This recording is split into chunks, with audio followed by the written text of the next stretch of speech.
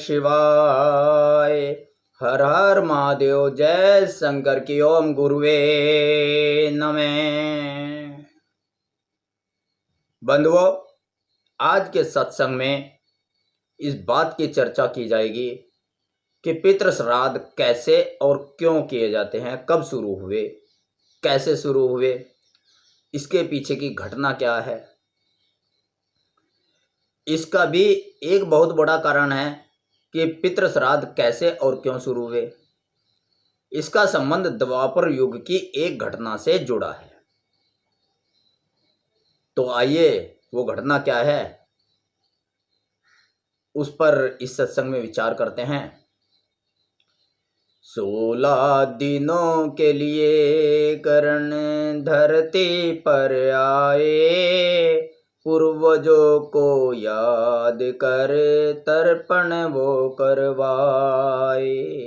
16 दिनों के लिए करण धरती पर आए, पूर्वजों को याद कर तर्पण वो करवाए।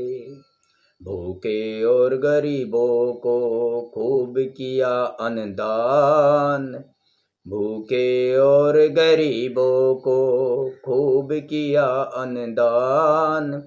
श्रद्धा किया था पितरों का, ब्राह्मणों का सम्मान।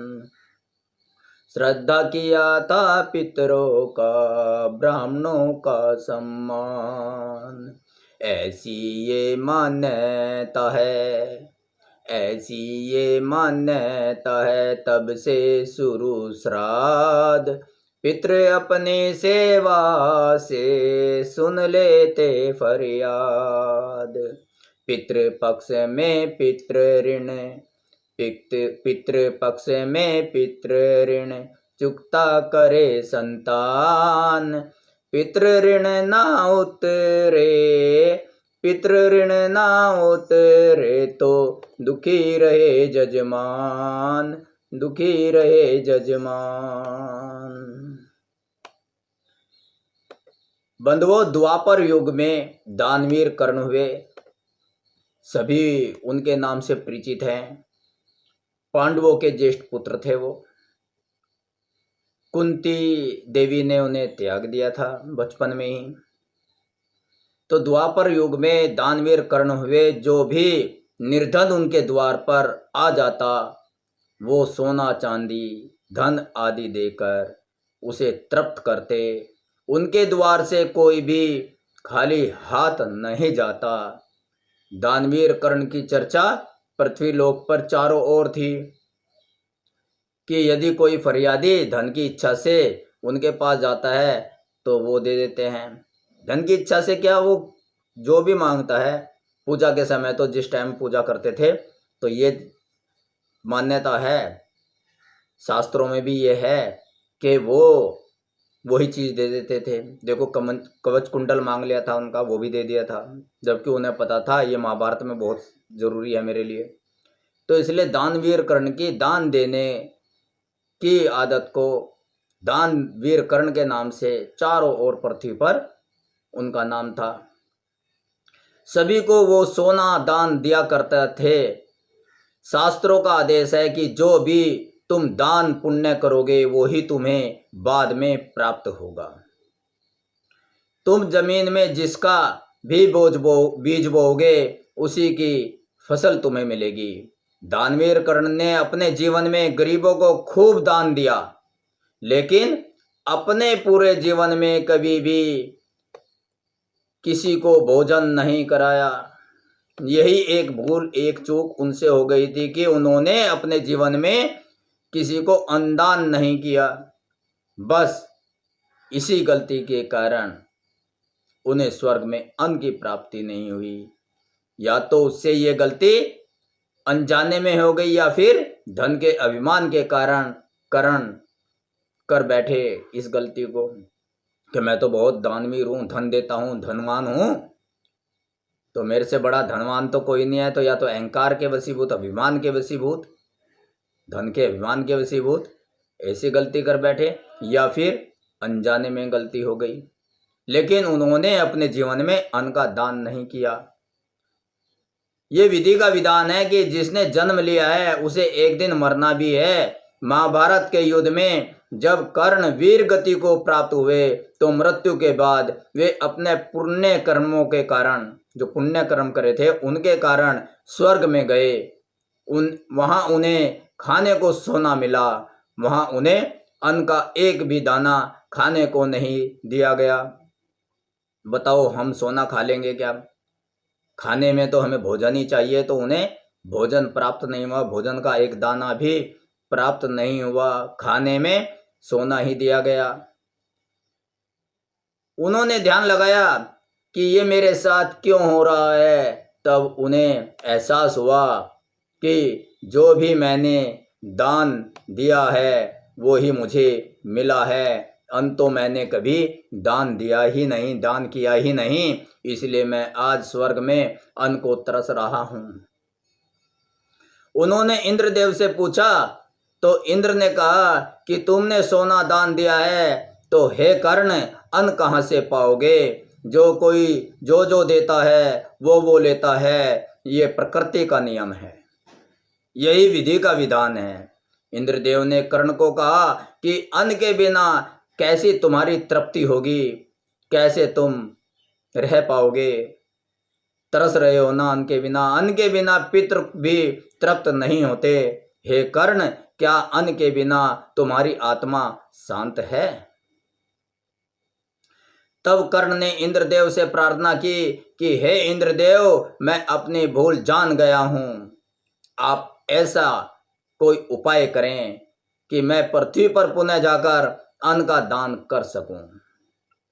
इंद्रदेव ने कहा, हे कर्ण, तुमने बहुत ही पुण्य कर्म पृथ्वी पर किए हैं, उन्हीं पुण्य कर्मों के फल स्वरूप तुम 16 दिनों के लिए पृथ्वी पर जा सकते हो, मृत्यु लोक में जा सकते हो। तब दानवीर कर्ण अश्विन कृष्ण पक्ष की प्रतिपदा, ध्यान देना, कौन सी?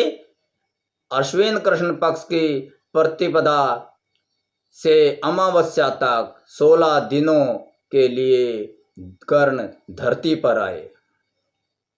अश्विन कृष्ण पक्ष की प्रतिपदा तिथि से ही श्राद्ध मनाए जाते हैं। तो 16 दिनों के लिए कर्ण धरती पर आए। 16 दिनों के लिए कर्ण धरती पर आए, पूर्वजों को याद कर तर्पण वो करवाए। 16 दिनों के लिए कर्ण धरती पर आए, पूर्वजों को याद कर तर्पण वो करवाए।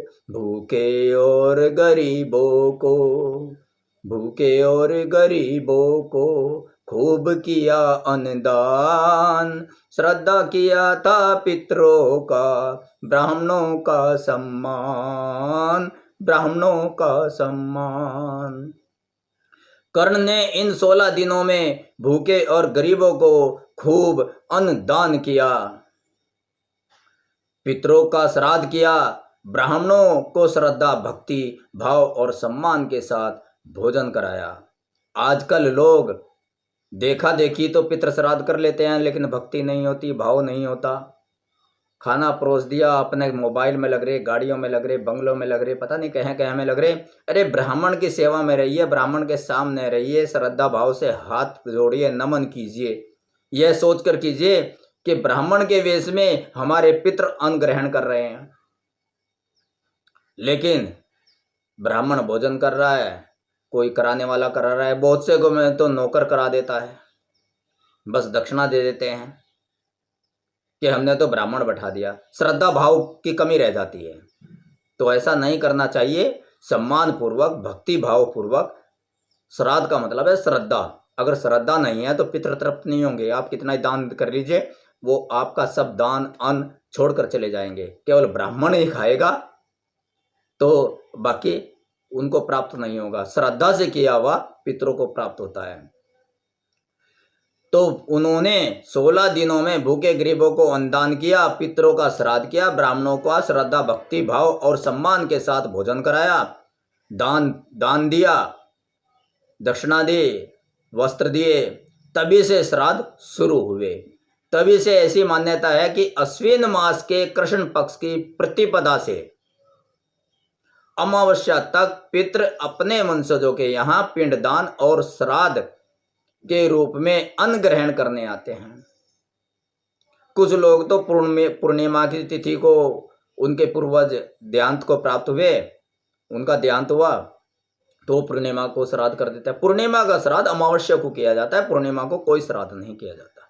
ध्यान देना बंधुओं, अगर करते हो तो उसको बदल लो। अमावस्या को पूर्णिमा के पूर्वज का भी, किसी की तिथि पूर्णिमा को हो तो अमावस्या को किया जाता है। कुछ गलतियां हम कर बैठते हैं, शास्त्रों का विधान के अनुसार थोड़ी सी गलतियां हो जाती हैं। थोड़ा फेर बदल कर सकते हो, अपनी परंपरा के अनुसार कर सकते हो, लेकिन कुछ जो तिथियों का भान है वो तो रखना चाहिए, समय का रखना चाहिए। नहीं तो श्राद्ध कर्म नहीं लगता, कितना ही भी आप दान पुण्य कर लो। तो इसलिए 16 दिनों में उन्होंने श्राद्ध कर्म किया, तभी से श्राद्ध शुरू हुए। तभी से ऐसी मान्यता है कि अश्विन मास के कृष्ण पक्ष की प्रतिपदा से अमावस्या तक पितृ अपने वंशजों के यहाँ पिंडदान और श्राद्ध के रूप में अन्न ग्रहण करने आते हैं। बंधुओं, पितृ पक्ष में पितृ श्राद्ध से पितृ ऋण से मुक्ति मिलती है। 3 ऋण, 4 ऋण, देव ऋण, अतिथि ऋण, तीर्थ ऋण और पितृ ऋण। 4 ऋण हमारे जीवन में हमारे ऊपर रहते हैं, 4 चीज़ों के कर्जे रहते हैं, तो ऋणों से मुक्ति होती है। तो पितृ ऋण से मुक्ति मिलती है, ऐसी शास्त्रों की मान्यता है पितृ पक्ष में पितृ श्राद्ध से। और ये ऋण ऐसा है कि इस ऋण से अगर ऋण नहीं उतारा, इस ऋण के कारण पितृदोष आ गया तो सब कुछ समाप्त हो जाएगा। पितृ ऋण ना उतारे तो जीवन भर दुखों की टोकरी सिर पर उठाए फिरना पड़ता है। 24 घंटे सिर पर दुखों की टोकरी रहेगी, सोते जागते उठते बैठते कभी चैन नहीं मिलेगा। शास्त्रों का ऐसा आदेश है कि कितने ही तीर्थ घूम लो। ध्यान देना कि शास्त्रों में क्या लिखा है, शास्त्र क्या कहते हैं, कितने ही तीर्थ घूम लो, कितने ही जप तप कर लो, पितृ ऋण से मुक्ति नहीं हो सकती, पितृदोष नहीं मिटता। जबकि पितृ पिंडदान और पितृ श्राद्ध को प्रेम भक्ति श्रद्धा से नियम पूर्वक करने से पितृदोष तत्काल मिट जाता है। पितृदोष अगर लग जाए बंधुओं, पितृदोष अगर लग जाए तो जीवन में किसी भी सुख की प्राप्ति नहीं होती, वंश की वृद्धि रुक जाती है, परिवार में अगली संतान अगली पीढ़ी नहीं होती, संतानहीन रहना पड़ जाता है, परिवार का विकास रुक जाता है, रोजगार ठप हो जाता है, व्यवसाय नहीं चल पाता, आर्थिक तंगी का भाव आ जाता है, घर में अभावग्रस्त जीवन रहता है परिवार की, कभी कभी तो बहुत ही दयनीय दशा हो जाती है। यूं कहिए कि पितृदोष के कारण राजा से रंक बनने में जरा भी समय नहीं लगता, राजा से भिखारी सड़क पर आने में जरा सा भी समय नहीं लगता। श्राद्ध कर्म करने से पितृदोष मिट जाने के कारण आनंदमय जीवन मिलता है। इसलिए बंधुओं, ये जरूर करना चाहिए, पितृ श्राद्ध नहीं छोड़ने चाहिए। जब हम सनातन धर्म में, हिंदू धर्म में पैदा हुए हैं तो कुछ सोचकर ही पिछले जन्मों के अनुसार कि हमें जन्म मिलता है। हम किसी और धर्म में भी तो हो सकते थे, ईसाई धर्म में भी तो जिस धर्म में जिस कुल में आए हैं तो उस कुल की परंपरा के अनुसार, उस धर्म के अनुसार सारी परंपराओं को, सारे धार्मिक अनुष्ठानों को निभाना चाहिए। तो इसलिए श्राद्ध कर्म करने से पितृदोष मिट जाने से आनंदमय जीवन प्राप्त होता है, ऐसा शास्त्रों का कहना है। पितृपक्ष में दान का सबसे अलग विधान है, पितृपक्ष में दान का सबसे अलग विधान है, पितरों को फल मिलता है कहते यही पुराण है। पितृपक्ष में दान का सबसे अलग विधान है, पितरों को फल मिलता है कहते यही पुराण है। पितृ आत्मा के लिए पितृ आत्मा के लिए जो ना करे अनुष्ठान, पितृ ऋण मुक्ति पाए ना, दूजा ना समाधान, दूजा ना समाधान। इसलिए पितृदोष निवारण का सभी को प्रयास करना चाहिए। उसके लिए पितरों को तर्पण करें और श्राद्ध कर्म पूर्ण निष्ठा प्रेम भक्ति से नियम पूर्वक करें। पितृदोष निवारण का कीजिए प्रयास, पितृदोष निवारण का कीजिए प्रयास, श्राद्ध कर्म व तर्पण से पूर्ण होती आस। जो भी आपके मन की आस है, जो भी परिवार की कामना है, श्राद्ध कर्म और तर्पण से वो पूर्ण होती है, ऐसा शास्त्र कहते हैं। इसलिए यदि कोई ज़्यादा कुछ करने में असमर्थ है और ज़्यादा कुछ नहीं कर सकता, तो वो केवल प्रेम श्रद्धा आदर भक्ति के साथ सम्मान पूर्वक पितरों के निमित्त ब्राह्मणों को भोजन कराए और दान दे और श्रीमद् भागवत गीता का अध्ययन करे। यानी कि ज़्यादा कुछ नहीं कर सकते, सामर्थ्य नहीं है, कर नहीं पाते, कोई भी मजबूरी है, तो कम से कम इतना तो कर लें कि सम्मान पूर्वक भक्ति और आदर से प्रेम श्रद्धा से पितरों के निमित्त ब्राह्मणों को भोजन कराएं।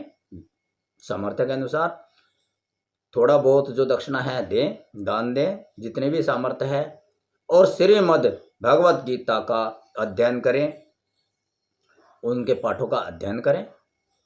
तो इतना तो कर ही सकता है हर कोई। तो क्या कहा शास्त्रों ने?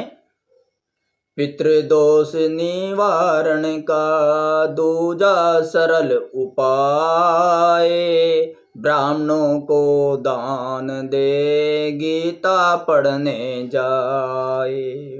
पितृदोष निवारण का दूजा सरल उपाय, ब्राह्मणों को दान दे गीता पढ़ने जाए, गीता पढ़ने जाए। इसलिए बंधुओं पितृ पक्ष में श्रद्धा प्रेम भक्ति और निष्ठा से पितृ श्राद्ध जरूर करें। आपके घर में सुख शांति वंश वृद्धि हो, आपके पितरों का शुभाशीर्वाद सदा आपके परिवार पर बना रहे, पितृदोष से पितृ ऋण से सदा आप और आपके परिवार के सभी सदस्य मुक्त रहें, जिससे आपके परिवार में सदा सुख समृद्धि बनी रहे। इन्हीं दुआओं के साथ ओम नमः शिवाय, हर हर महादेव, जय शंकर की, ओम गुरुवे नमः।